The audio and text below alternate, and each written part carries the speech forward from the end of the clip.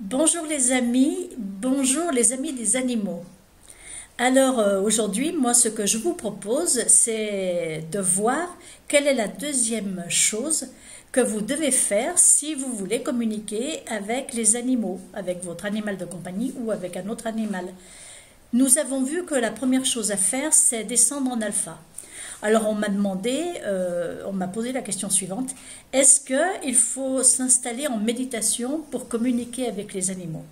Eh bien non, il n'est pas nécessaire de s'installer en méditation, d'abord parce que la vraie méditation c'est un rythme beaucoup plus bas que l'alpha. L'alpha c'est un rythme de relaxation. Mais il faut justement être relaxé, c'est-à-dire qu'il faut que vous appreniez à descendre en alpha très rapidement, de façon à vous connecter avec l'animal, parce que c'est lorsque vous êtes en rythme alpha que vous pouvez vous connecter avec l'animal.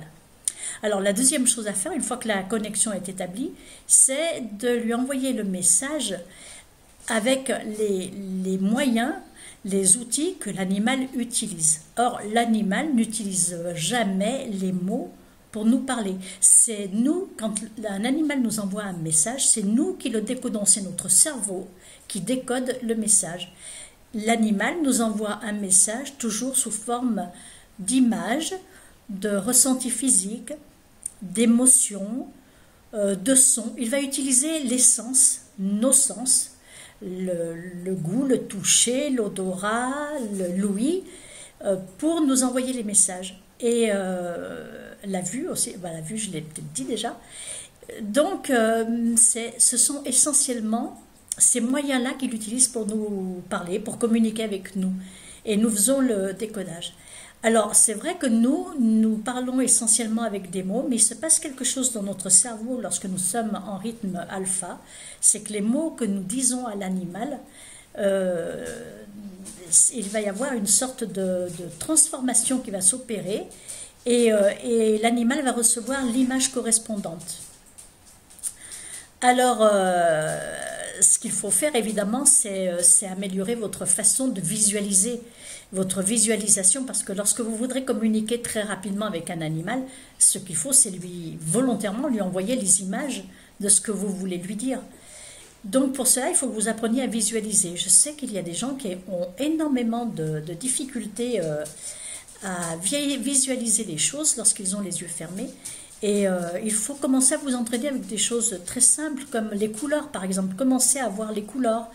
Vous pensez rouge et vous imaginez, quand vous avez les yeux fermés, le rouge. Vous essayez de voir la couleur rouge et ainsi de suite.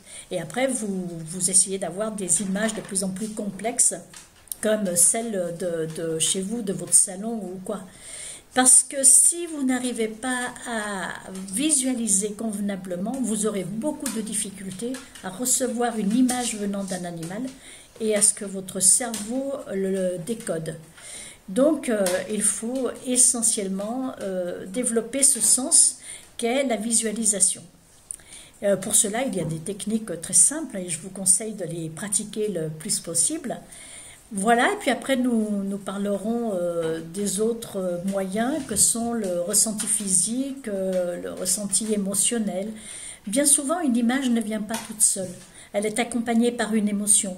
Il peut y avoir en même temps un son ou un goût. Il faut que vous soyez très attentif à votre corps parce que votre outil, en fait, c'est votre corps.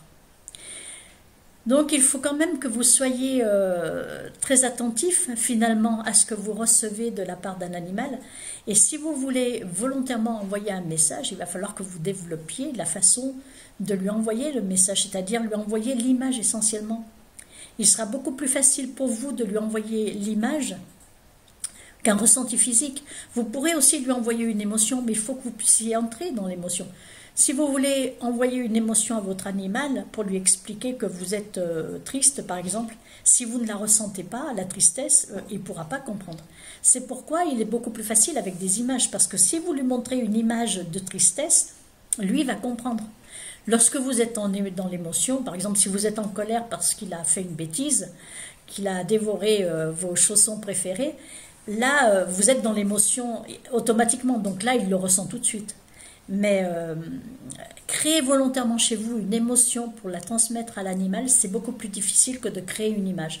C'est pourquoi il faut que vous développiez la façon, la possibilité de visualiser le plus possible des images et des images de plus en plus complexes pour pouvoir lui envoyer des messages de plus en plus complexes. Voilà ce que je voulais dire à propos de la deuxième chose importante à réaliser lorsque vous voulez parler avec un animal. C'est premièrement descendre en alpha, et ça vous pouvez le faire très rapidement avec des moyens, lorsque vous vous entraînez avec des moyens rapides, car l'alpha, le rythme alpha, est le rythme de la relaxation. Et deuxièmement, développer la visualisation pour pouvoir lui envoyer des images et pouvoir décoder les images qu'il vous envoie. Voilà, je vous souhaite de bonnes communications avec les animaux. Entraînez-vous, car la communication avec les animaux, c'est quelque chose que vous saviez faire lorsque vous étiez enfant et que vous avez sans doute perdu aujourd'hui. Donc, entraînez-vous. Entraînez-vous avec votre animal. Entraînez-vous avec d'autres animaux, parce que c'est plus facile d'établir une communication réelle avec un autre animal qu'avec le vôtre. Et il se peut que l'animal ne veuille pas communiquer avec vous, ça c'est possible aussi, ça arrive parce qu'un animal c'est comme vous et il a son libre arbitre, et si vous n'avez pas envie de parler avec quelqu'un, quelquefois l'animal n'a pas envie de parler avec quelqu'un non plus, ni avec vous. Donc ne vous offusquez pas, en revanche essayez encore d'attirer son attention en l'appelant par son nom, en lui envoyant l'image de lui.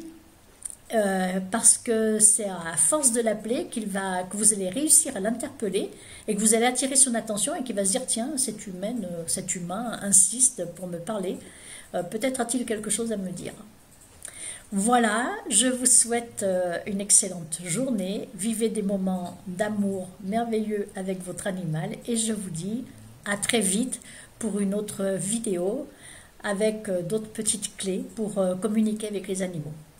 Si cette vidéo vous a plu, je vous remercie de liker sur YouTube, et si vous avez des questions pour me permettre de vous préparer une autre vidéo explicative, si vous avez des questions, n'hésitez pas à laisser des commentaires sur YouTube, comme cela je les verrai, et puis je ferai une petite vidéo pour répondre à ces questions que vous avez. Je vous remercie de votre attention et vous dis à bientôt. Au revoir.